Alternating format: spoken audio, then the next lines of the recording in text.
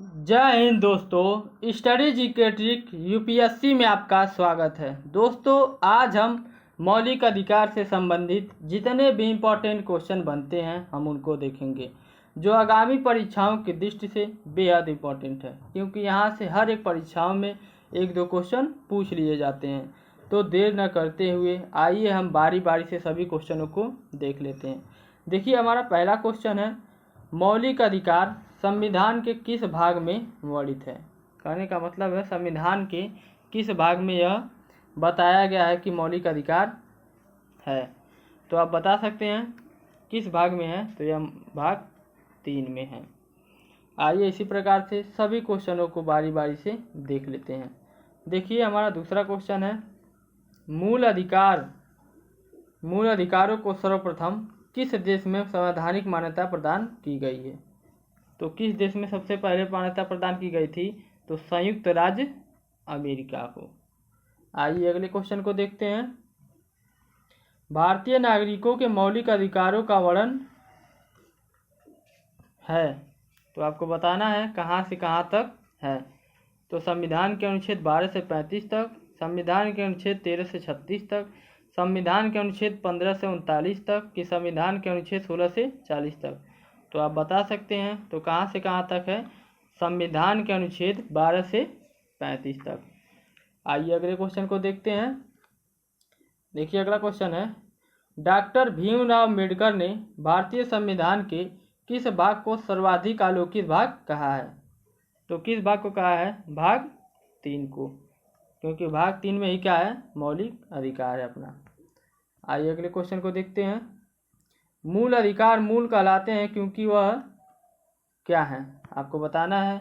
न्यायालयों द्वारा परिवर्तनीय है, संयुक्त राष्ट्र मानवाधिकार घोषणा पत्र के अनुरूप है, कि सरलता से संशोधनीय है, कि मानव के प्राकृतिक और अप्रतिदेय अधिकार है। तो कौन सा ऑप्शन नंबर हो जाएगा, ऑप्शन नंबर डी हो जाएगा, मानव के प्राकृतिक और अप्रतिदेय अधिकार है। आइए अगले क्वेश्चन को देखते हैं। अगला क्वेश्चन है, भारतीय संविधान के भाग 3 में कुल कितने अनुच्छेदों में मूल अधिकारों का वर्णन है। तो आप बता सकते हैं कितने अनुच्छेदों में, तो यह 24 अनुच्छेदों में मूल अधिकारों का वर्णन है। आइए अगले क्वेश्चन को देखते हैं। भारतीय संविधान द्वारा भारतीय नागरिकों को कुल कितने मौलिक अधिकार प्रदान किए गए थे। तो आप बता सकते हैं किए गए थे, तो कितने किए गए थे, ऑप्शन नंबर डी, 7 किए गए थे। अब जाकर के क्या हो गया है, अब घट गया है एक, जो संपत्ति का अधिकार था उसको हटा दिया गया। तो अब वर्तमान में अगर पूछेगा तो कितना हो जाएगा, 6 हो जाएगा। आइए अगले क्वेश्चन को देखते हैं। देखिए, अगला क्वेश्चन है, वर्तमान में भारतीय नागरिकों को कितने मौलिक अधिकार प्राप्त हैं। तो अभी हमने बताया कितने मौलिक अधिकार प्राप्त हैं, तो ऑप्शन नंबर ए हो जाएगा, 6 मौलिक अधिकार प्राप्त हैं। आइए अगले क्वेश्चन को देखते हैं। भारत के संविधान में मौलिक अधिकार, तो आप बताएंगे क्या है। मूल संविधान का हिस्सा था, चौथे संशोधन द्वारा जोड़े गए थे, कि संसद द्वारा 1952 में जोड़े गए थे, कि 42वें संविधान संशोधन द्वारा जोड़े गए थे। तो आप बता सकते हैं तो यह क्या है, मूल संविधान का हिस्सा था। भारत के संविधान में मौलिक अधिकार क्या था, मूल संविधान का हिस्सा था। आइए अगले क्वेश्चन को देखते हैं। भारतीय संविधान में न्यायालय में कौन प्रवर्तनीय है। तो आप बता सकते हैं न्यायालय में कौन प्रवर्तनीय है, तो मूल अधिकार है। आइए अगले क्वेश्चन को देखते हैं। अगला क्वेश्चन है, मौलिक अधिकार को लागू करने का दायित्व किसको है। तो आप बताएंगे किसको है, उच्चतम न्यायालय पर, कि उच्च न्यायालय पर, कि उपयुक्त दोनों पर। ये क्या है दोस्तों, उपयुक्त दोनों पर है। आप उच्चतम न्यायालय पर भी अपना क्या अधिकारों को लागू कर सकते हैं और उच्चतम न्यायालय पर भी। आइए अगले क्वेश्चन को देखते हैं। मौलिक अधिकारों का निलंबन कौन कर सकता है। तो मौलिक अधिकारों का निलंबन राष्ट्रपति द्वारा किया जा सकता है। आइए अगले क्वेश्चन को देखते हैं। संविधान के मौलिक अधिकारों में संशोधन किया जा सकता है केवल, मतलब आपको बताना है कौन कर सकता है संशोधन, किसके द्वारा किया जा सकता है? तो संसद के द्वारा किया जा सकता है। संविधान के मौलिक अधिकारों में संशोधन अगर किया जा सकता है तो किसके द्वारा? संसद के द्वारा किया जा सकता है। आइए अगले क्वेश्चन को देखते हैं। भारतीय नागरिकों को प्रदान किए गए मूल अधिकारों को निलंबित नहीं किया जा सकता है, निलंबित किया जा सकता है, किसी भी परिस्थिति में निलंबित नहीं किया जा सकता है, इनमें से कोई नहीं। तो कौन सा ऑप्शन नंबर हो जाएगा? ऑप्शन नंबर बी हो जाएगा, निलंबित किया जा सकता है। यानी भारतीय नागरिकों को प्रदान अगर किए गए जितने भी अधिकार हैं उसको क्या कर सकते हैं? निलंबित किया जा सकता है। और निलंबित कौन कर सकता है? तो राष्ट्रपति कर सकता है। तो आप समझ सकते हैं कि कौन कर सकता है? अपना राष्ट्रपति। आइए अगले क्वेश्चन को देखते हैं। कौन से मामले उच्च न्यायालय तथा उच्चतम न्यायालय की अधिकारिता में आते हैं? तो आप बता सकते हैं कौन से आते हैं? मूल अधिकार का प्रवर्तन। कौन से आते हैं? अपने मूल अधिकार का प्रवर्तन। ऑप्शन नंबर सी हो जाएगा। आइए अगले क्वेश्चन को देखते हैं। भारतीय संविधान के अंतर्गत मूल अधिकारों का संरक्षक कौन है? संरक्षक मतलब उसका देखभाल कौन कर सकता है? तो कौन करता है? न्यायपालिका। कौन करता है? न्यायपालिका। आइए अगले क्वेश्चन को देखते हैं। मौलिक अधिकारों के निलंबन का आदेश कौन दे सकता है? तो निलंबन का आदेश कौन दे सकता है? राष्ट्रपति दे सकता है। आइए अगले क्वेश्चन को देखते हैं। देखिए, मूल अधिकारों पर आवश्यक प्रतिबंध लगाने का अधिकार किसको है? मूल अधिकारों पर आवश्यक प्रतिबंध लगाने का अधिकार किसको है? तो यह है संसद को। आइए अगले क्वेश्चन को देखते हैं। देखिए, मौलिक अधिकारों का मुख्य उद्देश्य क्या है? तो आप बता सकते हैं मौलिक अधिकारों का मुख्य उद्देश्य क्या है? समाज के समाजवादी ढांचे को बढ़ावा देना, कि व्यक्तिगत स्वतंत्रता को सुनिश्चित करना, या न्यायपालिका की स्वतंत्रता सुनिश्चित करना, या उपयुक्त सभी को सुनिश्चित करना। तो कौन सा ऑप्शन नंबर हो जाएगा? ऑप्शन नंबर बी हो जाएगा, व्यक्तिगत स्वतंत्रता को सुनिश्चित करना। आइए अगले क्वेश्चन को देखते हैं। समानता का अधिकार भारतीय संविधान के किन 5 अनुच्छेदों में दिया गया है? समानता का अधिकार पूछ रहा है कि किन 5 अनुच्छेदों में दिया गया है। तो ऑप्शन नंबर सी हो जाएगा, 14 से 18 तक। समानता का अधिकार 14 से लेकर 18 तक दिया गया है। आइए अगले क्वेश्चन को देखते हैं। संविधान के किस अनुच्छेद में कानून का समान संरक्षण प्रावधानित है? तो आप बता सकते हैं संविधान के किस अनुच्छेद में कानून का समान संरक्षण प्रावधानित है? तो यह ऑप्शन नंबर क्या हो जाएगा? सी हो जाएगा, अनुच्छेद 14। आइए अगले क्वेश्चन को देखते हैं। भारतीय संविधान की छुआछूत उन्मूलन से संबंधित अनुच्छेद है। तो छुआछूत उन्मूलन से संबंधित अनुच्छेद है ऑप्शन नंबर सी, अस्पृश्यता का अंत। आइए अगले क्वेश्चन को देखते हैं।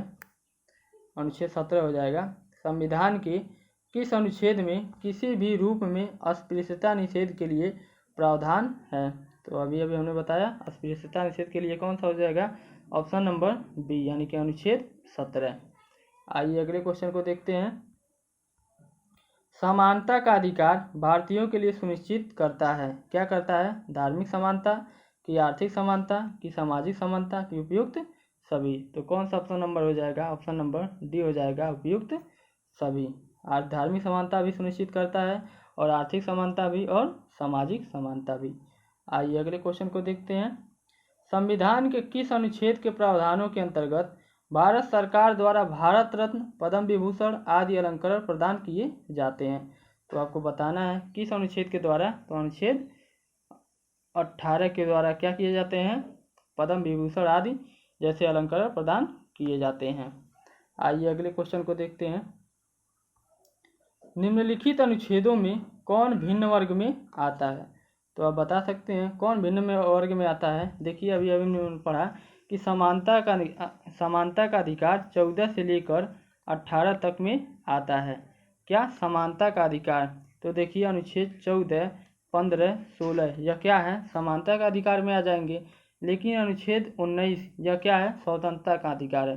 तो ऑप्शन नंबर डी हो जाएगा, अनुच्छेद 19 यह क्या हो जाएगा? स्वतंत्रता के अधिकार में। और सब ये 14, 15, 16 क्या हो जाएंगे? ये समानता के अधिकार में आ जाएंगे। तो 3 तो एक जैसे हैं और एक ही क्या है? भिन्न है। वो कौन भिन्न है? अनुच्छेद 19। आइए अगले क्वेश्चन को देखते हैं। स्वतंत्रता के मूल अधिकार से संबंधित संविधान के अनुच्छेद 19 के अंतर्गत कितने प्रकार की स्वतंत्रताएं प्रत्याभूत हैं। कहने का मतलब है कि अनुच्छेद 19 के अंतर्गत कितने प्रकार की स्वतंत्रताएं मनुष्य को प्राप्त हैं। तो अब बता सकते हैं कितने प्राप्त हैं। ऑप्शन नंबर सी 6 थे। आइए अगले क्वेश्चन को देखते हैं। अगला क्वेश्चन है स्वतंत्रता का अधिकार संविधान के किस अनुच्छेद में वर्णित है। तो आप बता सकते हैं किस अनुच्छेद में।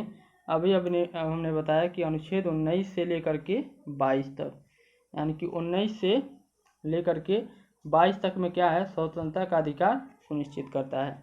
आइए अगले क्वेश्चन को देखते हैं। और अनुच्छेद 14 से लेकर 18 क्या है, 14 से लेकर 18 अपना समानता का अधिकार, भूलिएगा मत, यह बहुत इंपॉर्टेंट है। क्या है, समानता का अधिकार। आइए अगले क्वेश्चन को देखते हैं। अनुच्छेद 19 में वर्णित स्वतंत्रताएं निम्नलिखित में से किसको प्राप्त हैं। तो किसको प्राप्त हैं, तो आप बता सकते हैं। देखिए, भारत के निवासियों को, भारत में पैदा हुए सभी व्यक्ति को, कि केवल भारतीय नागरिकों को, कि उपयुक्त सभी को। तो किसको प्राप्त हैं, केवल भारतीय नागरिकों को। आप कहेंगे भारत केवल भारतीय नागरिकों को और भारतीय निवासियों को क्यों नहीं। तो देखिए दोस्तों, मान लीजिए कोई अमेरिका का व्यक्ति है, वो भारत में क्या कर रहा है, आ गया और क्या कर रहा है, वो यहाँ का निवासी बन गया है, तो उसको क्या ये स्वतंत्रताएं प्राप्त नहीं है। अब भारत में पैदा हुए सभी व्यक्ति को ये भी नहीं है हमारा। क्यों, मान लीजिए कहीं विदेश से आकर कोई महिला यहाँ पे किसी बच्चे को जन्म दे देती है, तो क्या उसको सभी स्वतंत्रताएं प्राप्त हो जाएगी, नहीं, ऐसा नहीं है। तो कौन सा ऑप्शन नंबर हो जाएगा, ऑप्शन नंबर सी हो जाएगा, केवल भारतीय नागरिकों को, जो यहाँ का नागरिक है। आइए अगले क्वेश्चन को देखते हैं। भारतीय संविधान का अनुच्छेद 21 निम्नलिखित में से किसके विरुद्ध संरक्षण प्रदान करता है। तो किसके विरुद्ध संरक्षण प्रदान करता है, तो आप बता सकते हैं केवल कार्यपालिका के विरुद्ध, कि केवल विधायिका के विरुद्ध, केवल न्यायपालिका के विरुद्ध, या ऑप्शन नंबर डी कार्यपालिका तथा विधायिका दोनों के विरुद्ध। तो कौन सा ऑप्शन नंबर हो जाएगा, ऑप्शन नंबर डी हो जाएगा, कार्यपालिका तथा विधायिका दोनों के विरुद्ध क्या करता है, संरक्षण प्रदान करता है। आइए अगले क्वेश्चन को देखते हैं। अगला क्वेश्चन है, भारतीय संविधान में प्रदत्त स्वतंत्रता का अधिकार के संबंध में निम्नलिखित में से कौन सा सत्य नहीं है। तो आप बता सकते हैं कौन सा सत्य नहीं है। भाषण व अभिव्यक्ति की अबाधी स्वतंत्रता, कि संघ बनाने की स्वतंत्रता, भाषण में भ्रमण करने की स्वतंत्रता, या इनमें से कोई नहीं। तो ऑप्शन नंबर कौन सा हो जाएगा, ऑप्शन नंबर ए हो जाएगा। भाषण व अभिव्यक्ति की स्वतंत्रता तो है, लेकिन भाषण व अभिव्यक्ति की अबाधित स्वतंत्रता नहीं है, यानी कि उसको अबाध्य नहीं किया गया है। तो ऑप्शन नंबर कौन सा हो जाएगा, ऑप्शन नंबर ए हो जाएगा, भाषण व अभिव्यक्ति की अबाधित स्वतंत्रता। आइए अगले क्वेश्चन को देखते हैं। संविधान के किन अनुच्छेदों में शोषण के विरुद्ध अधिकार वर्णित है। तो शोषण के विरुद्ध अधिकार किसमें वर्णित है, 23 से लेकर के 24 तक क्या है, शोषण के विरुद्ध अधिकार प्रदान किया गया है। आइए अगले क्वेश्चन को देखते हैं। मौलिक अधिकारों के अंतर्गत कौन सा अनुच्छेद बच्चों के शोषण से संबंधित है। तो बच्चों के शोषण से संबंधित है अनुच्छेद 24, ऑप्शन नंबर डी। आइए अगले क्वेश्चन को देखते हैं। भारत के संविधान के अंतर्गत किस आयु के बालक को किसी खान अथवा अन्य संकटमय सेवा में लगाए जाने का प्रतिषेध किया गया है। भारत के संविधान के अंतर्गत किस आयु के बालक को किसी खान अथवा अन्य संकटमय सेवा में लगाए जाने का प्रतिषेध किया गया है। तो आप बता सकते हैं किसमें किया गया है, 14 वर्ष से कम के बच्चों को। यदि उसकी आयु 14 वर्ष से अधिक है तो उसको खान अथवा कारखानों में लगाया जा सकता है, लेकिन अगर 14 वर्ष से अगर कम बच्चा है तो उसको उस खान अथवा कोई भी कारखानों में नहीं लगाया जा सकता है। आइए अगले क्वेश्चन को देखते हैं। कारखानों अथवा खानों में कोई व्यक्ति नियुक्त नहीं किया जा सकता जब तक उसकी आयु कम से कम कितनी होनी चाहिए, तो क्या 12 वर्ष से हो, नहीं, 14 वर्ष हो, सत्य है। यानी कि 14 वर्ष हो और 14 वर्ष से अधिक भी हो सकता है, तो उसको क्या कर सकते हैं, कारखानों अथवा खानों में लगा सकते हैं, लेकिन 14 वर्ष से क्या हो, कम नहीं होना चाहिए। आइए अगले क्वेश्चन को देखते हैं। भारतीय संविधान के अनुसार किसी भी व्यक्ति को जिसे गिरफ्तार अथवा बंदी किया जाता है सबसे नज़दीकी मजिस्ट्रेट के समक्ष उपस्थित करना होगा। तो आपको बता देना है कि 12 घंटे के अंदर, कि 24 घंटे के अंदर, 48 घंटे के अंदर, कि 72 घंटे के अंदर। तो ऑप्शन नंबर क्या हो जाएगा, बी हो जाएगा, 24 घंटे के अंदर किसी भी गिरफ्तार अथवा बंदी किया जाता है सबसे अधिक नज़दीकी मजिस्ट्रेट के समक्ष उपस्थित करना होगा। कितने घंटे के अंदर? तो 24 घंटे के अंदर। आइए अगले क्वेश्चन को देखते हैं। किस अनुच्छेद में कहा गया है कि किसी भी व्यक्ति को एक ही अपराध के लिए एक बार से अधिक अभियोजित एवं दंडित नहीं किया जाएगा? तो किस अनुच्छेद में है? यह अनुच्छेद नंबर 20 में है। आइए अगले क्वेश्चन को देखते हैं। धार्मिक स्वतंत्रता का अधिकार संविधान के किन अनुच्छेदों में वर्णित है? धार्मिक स्वतंत्रता का अधिकार संविधान के किस अनुच्छेद में वर्णित है? तो अनुच्छेद 25 से लेकर 28 तक में है। Option number D. आइए अगले क्वेश्चन को देखते हैं।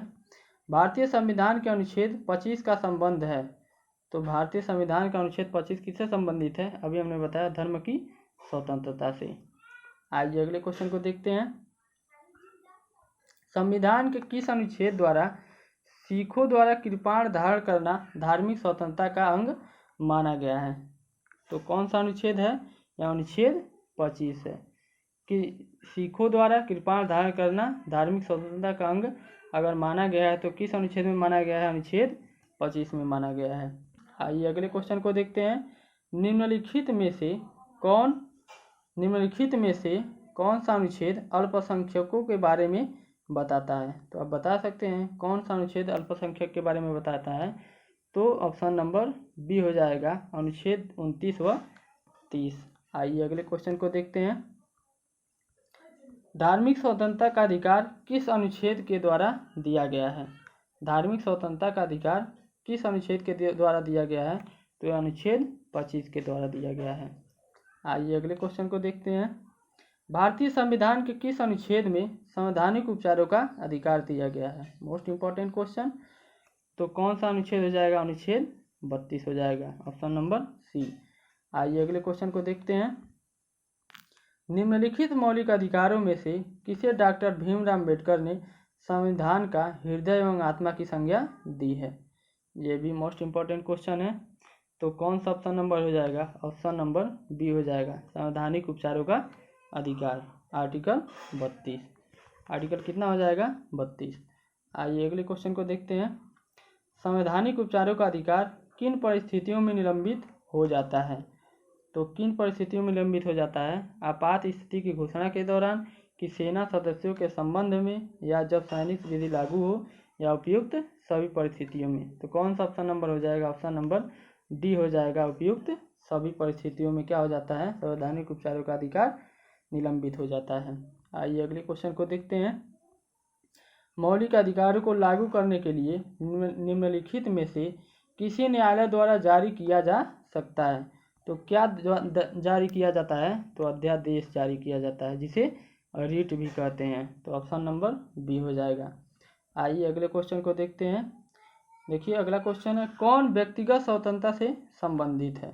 तो कौन व्यक्तिगत स्वतंत्रता से संबंधित है? तो यह है बंदी प्रत्यक्षीकरण। आइए अगले क्वेश्चन को देखते हैं। विभिन्न प्रकार के संदेश जारी करने का अधिकार सर्वोच्च न्यायालय के अतिरिक्त निम्नांकित में से किस न्यायालय को प्राप्त है? तो आप बता सकते हैं किस न्यायालय को प्राप्त है? राज्य के उच्च न्यायालय को, या जिला न्यायालय को, या उपयुक्त दोनों को। तो किसको प्राप्त है? राज्य के उच्च न्यायालय को, यानी कि एचसी हाई कोर्ट को। ऑप्शन नंबर ए हो जाएगा। आइए अगले क्वेश्चन को देखते हैं। बंदी प्रत्यक्षीकरण के अतिरिक्त निम्नलिखित में से किस याचिका को उच्च न्यायालय जारी कर सकता है? तो किसको जारी कर सकता है? उत्प्रेषण, परमादेश, अधिकार परीक्षा, उपयुक्त सभी, यानी कि ऑप्शन नंबर डी, इन तीनों को जारी कर सकता है बंदी प्रत्यक्षीकरण के अलावा भी। आइए अगले क्वेश्चन को देखते हैं। निम्नलिखित में से किस परिस्थिति में बंदी प्रत्यक्षीकरण याचिका जारी किया जाता है? तो आप बता सकते हैं बंदी प्रत्यक्षीकरण याचिका किसमें जारी किया जाता है? दोषपूर्ण पुलिस नज़रबंदी में, यानी कि ऑप्शन नंबर सी हो जाएगा, दोषपूर्ण पुलिस नज़रबंदी में। आइए अगले क्वेश्चन को देखते हैं। निम्नलिखित में से किस याचिका का शाब्दिक अर्थ होता है हम आदेश देते हैं? तो कौन सा ऑप्शन नंबर हो जाएगा? ऑप्शन नंबर बी हो जाएगा, परमादेश। परमादेश क्या कहता है? हम आदेश देते हैं। देखिए कहने में भी आ रहा है कि यानी कि परमादेश, यानी कि हम आदेश देते हैं। आइए अगले क्वेश्चन को देखते हैं। न्यायालय द्वारा जारी किए गए परमादेश माध्यम से न्यायालय किसी व्यक्ति को, आगे आपको बताना है, न्यायालय किसी व्यक्ति को क्या करता है, उपस्थित होने के लिए कह सकता है। न्यायालय किसी व्यक्ति को क्या कर सकता है, उपस्थित होने के लिए कह सकता है। कि ऑप्शन नंबर बी, किसी व्यक्ति को कुछ समय के लिए छोड़ा जा सकता है, या ऑप्शन नंबर सी, अपने अधीनस्थ न्यायालय से केस मांग सकता है, या ऑप्शन नंबर डी, किसी व्यक्ति या संस्था को उनके सार्वजनिक दायित्व तथा कर्तव्यों का पालन करने के लिए जारी किया जाता है। तो कौन सा ऑप्शन नंबर हो जाएगा, ऑप्शन नंबर डी हो जाएगा, किसी व्यक्ति या संस्था को उनके सार्वजनिक दायित्व तथा कर्तव्यों का पालन करने के लिए जारी किया जाता है। आइए अगले क्वेश्चन को देखते हैं। कौन मौलिक अधिकार के अंतर्गत नहीं आता है। तो आप बता सकते हैं कौन मौलिक अधिकार के अंतर्गत नहीं आता है। तो अभी कुछ समय पहले हमने एक क्वेश्चन में पढ़ा था क्या, कि संपत्ति का अधिकार है जो मौलिक अधिकार से हटा दिया गया है। तो कौन सा हो जाएगा, ऑप्शन नंबर सी हो जाएगा, संपत्ति का अधिकार मौलिक अधिकार के अंतर्गत नहीं आता है। आइए अगले क्वेश्चन को देखते हैं। भारत के संविधान के तहत निम्नलिखित में से कौन सा एक मौलिक अधिकार नहीं है। तो कौन सा एक मौलिक अधिकार नहीं है, नागरिकता का अधिकार, यानी option number C. Option number C क्या है, नागरिकता का अधिकार, या क्या है, एक मौलिक अधिकार नहीं है। आइए अगले क्वेश्चन को देखते हैं। संपत्ति के मौलिक अधिकार को कब समाप्त किया गया। संपत्ति के मौलिक अधिकार को कब समाप्त किया गया था। तो यह ऑप्शन नंबर ए हो जाएगा, 1978 में संविधान के 44वें संशोधन द्वारा। आइए अगले क्वेश्चन को देखते हैं। संपत्ति का अधिकार क्या है। संपत्ति का अधिकार एक क्या है, मौलिक अधिकार है कि नैसर्गिक अधिकार है, या वैधानिक अधिकार है कि कानूनी अधिकार है। तो संपत्ति का अधिकार क्या है, कानूनी अधिकार है। ठीक है, यदि को क्या, अगर कानूनी अधिकार न आए तो क्या, विधि का अधिकार आ जाएगा। यानी कि संपत्ति का अधिकार क्या है, कि विधि अधिकार है। विधि मीन्स कानूनी होता है। आइए अगले क्वेश्चन को देखते हैं। संपत्ति के अधिकार को मूल अधिकार की श्रेणी से हटाकर किस अनुच्छेद के अंतर्गत रखा गया है। तो आप बता सकते हैं किस अनुच्छेद के अंतर्गत रखा गया है। अनुच्छेद 301 क, 301 नहीं दोस्तों, 300 क, यानी कि ऑप्शन नंबर सी, 300 क में क्या रखा गया है, संपत्ति के अधिकार को हटा करके। ठीक है, आइए अगले क्वेश्चन को देखते हैं। अगला क्वेश्चन है, मौलिक अधिकार में कौन सी बात की स्वतंत्रता नहीं है। तो कौन सी बात की स्वतंत्रता नहीं है, ऑप्शन नंबर ए, हड़ताल करने की आज़ादी आपको नहीं प्राप्त होता है। लेकिन क्या, विचार व्यक्त करने की आज़ादी ये भी प्राप्त है, शांतिपूर्वक प्रदर्शन करने की आज़ादी ये भी प्राप्त है, धरना देने की आज़ादी ये भी प्राप्त है। लेकिन क्या, हड़ताल करने की आज़ादी आपको प्राप्त नहीं है। आइए अगले क्वेश्चन को देखते हैं। निम्नलिखित में से कौन सा मूल अधिकार विदेशी नागरिकों को प्राप्त नहीं है। तो कौन सा विदेशी नागरिकों को प्राप्त नहीं है। तो यह है अभिव्यक्ति की स्वतंत्रता का अधिकार, ऑप्शन नंबर बी। आइए अगले क्वेश्चन को देखते हैं। 6 वर्ष की आयु से 14 वर्ष की आयु के बीच सभी बच्चों को शिक्षा का अधिकार है। क्या है, ऑप्शन नंबर ए, राज्य के नीति निषेध सिद्धांत में सम्मिलित है, या ऑप्शन नंबर बी, मूल अधिकार है, या ऑप्शन नंबर सी, सांविधिक का अधिकार है, या उपयुक्त में से कोई नहीं। तो आप बता सकते हैं कौन सा अधिकार है, यह है मूल अधिकार। 6 वर्ष की आयु से 14 वर्ष की आयु के बीच के सभी बच्चों को शिक्षा का अधिकार क्या है, मूल अधिकार है। आइए अगले क्वेश्चन को देखते हैं। दोस्तों क्वेश्चन ख़त्म हो गया। यदि आपको वीडियो पसंद आया हो तो लाइक करिए, चैनल को सब्सक्राइब करिए। Bye bye, take care.